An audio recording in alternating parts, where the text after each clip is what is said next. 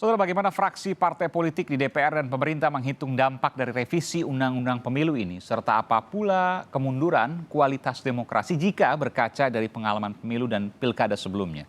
Kita akan bahas bersama Ketua DPP PDI Perjuangan, Jarod Saiful Hidayat, ada Wakil Ketua Komisi 2 DPR dari fraksi Partai Nasdem, Saan Mustopa, dan kemudian anggota Dewan Pembina Perkumpulan untuk Pemilu dan Demokrasi, Titi Anggraini. Selamat malam Bapak-Bapak dan Ibu. Selamat malam. Selamat malam. Saya ke Mbak Titi dulu. Mbak Titi, bahaya apa yang akan terjadi kalau Pilkada serentak 2024 digelar meskipun beda bulan, April dan November? Pemilu, pileg, pilpres, dan pilkada. Iya, kalau saya menulis di dalam sebuah opini yang saya buat, kita potensial menghadapi kekacauan elektoral. Nah, apakah kemudian pilkada dengan pileg pilpres tidak bisa diselenggarakan dalam 1 tahun yang sama? Ya, bisa-bisa saja. Karena biasanya kalau pemerintah sudah punya mau, seperti pilkada 2020 kan jalan terus ya. Nah, tetapi secara prosedural bisa dilakukan, tetapi secara substansi dan upaya kita untuk tujuan kita menyelenggarakan pemilu dan pilkada itu bisa terdistorsi. Oke, Mbak, Mbak, mohon maaf saya potong. Tadi Anda katakan kekacauan elektoral. Apa yang Anda maksudkan dengan kekacauan elektoral? Pertama, kita memiliki pengalaman yang masih lekat dalam ingatan kita, pemilu 2019, betapa beratnya beban yang harus ditanggung oleh penyelenggara pemilihan menyelenggarakan pemilu 5 kotak sekaligus. Saya kira selesai pemilu 2019 dengan ratusan korban yang merupakan ekses dari kelelahan penyelenggaraan pileg pilpres, hampir semua pihak bersepakat. Kita perlu mengevaluasi bagaimana tata kelola pemilu kita di masa yang akan datang. Dan salah satu evaluasi itu adalah membenahi regulasinya. Hampir tidak ada yang bicara soal kita tidak boleh mengulangi apa yang terjadi pada 2019. Nah, apalagi kemudian kalau itu ditambah dengan beban penyelenggaraan pilkada. Ilustrasinya begini Mas Aiman, memang hari pemungutan suaranya berbeda. Biasanya pileg pilpres itu siklus 5 tahunan bulan April. Ya. Sementara pilkada serentak itu akan direncanakan November 2024. Ya. Tetapi irisan tahapannya sebagai ilustrasi, di bulan April dan Mei itu akan beririsan tahapan pungut hitung rekap pileg dan pilpres dengan pemutakhiran data pemilih dan pencalonan perseorangan pilkada. Kalau ada putaran kedua pilpres kita kan persyaratan calon terpilihnya 50% plus 1. Kita tidak boleh beranggapan bahwa kita bikin nih skenario kan hanya 1 putaran, tidak bisa begitu juga ya. Kalau ada 2 putaran, putaran kedua itu di bulan Juli.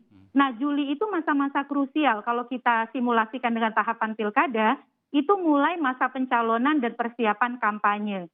Bayangkan bagaimana kemudian beban penyelenggara di saat yang sama bulan Juli dia harus menyiapkan pilpres, lalu perselisihan hasil di Mahkamah Konstitusi masih sedang berlangsung, persiapan untuk pelantikan calon terpilih anggota DPRD, biasanya 1 Agustus ya pelantikannya.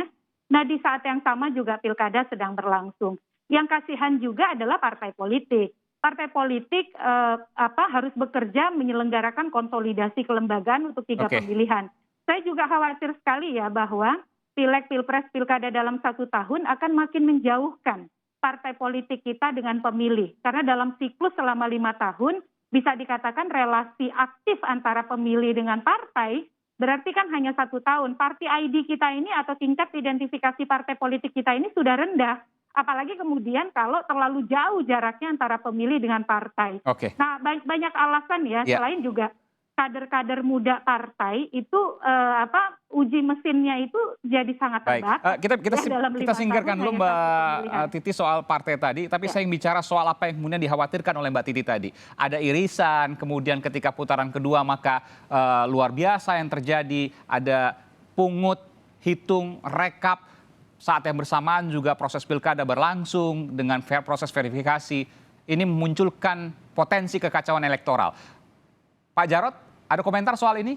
Ada potensi kekacauan elektoral? Ya, terima kasih Aiman.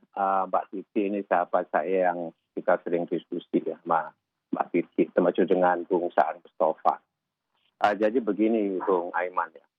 saya akan menyampaikan secara substansial terlebih dahulu.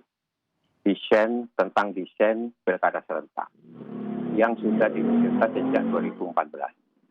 Dan akhirnya disepakati ada pilkada serentak, ya, itu dilakukan secara serentak dimulai tahun 2015. Kemudian dilanjutkan 2017, 2018, 2020 yang gelombang keempat, dan selanjutnya gelombang kelima 2024. Jadi roadmap-nya seperti itu. Itulah yang sebetulnya menjiwai di Undang-Undang Nomor 10 itu. Ada desain pilkada serentak. Apa tujuannya? Tujuannya adalah untuk konsolidasi pemerintahan. Baik itu pemerintahan pusat maupun pemerintahan daerah. Oke. Idealnya masa jabatan kepala daerah dan masa jabatan presiden itu habisnya sama, ya, 5 tahun sama. Apa artinya? Ini untuk kepentingan arah pembangunan nasional 5 tahun ke depan. Siapapun yang menjadi kepala daerah, siapapun yang menjadi presiden dari partai apapun. Apalagi sekarang ini, Bung Aiman, di Badan Pengkajian MPR kita sedang menyusun pokok-pokok haluan negara.